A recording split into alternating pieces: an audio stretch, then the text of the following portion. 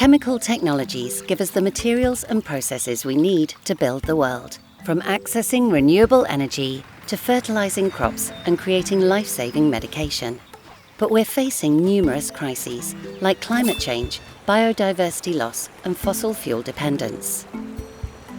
We are scientists and engineers working together to solve these problems. Sustainable chemical technologies can help by making existing processes more efficient and providing greener, cleaner alternatives. For example, we make new, high-performance plastics from renewable sources like plants. We investigate improvements into plastic recycling so we can keep these materials in use for as long as possible and design new materials that are harmless to nature. We're looking at how we can generate and efficiently store new clean energy from solar, wind, ammonia and hydrogen. How we can reduce waste and boost energy efficiency in chemicals manufacturing. How we can turn industrial and agricultural waste into valuable products and create new technologies that decrease chemical contamination of nature.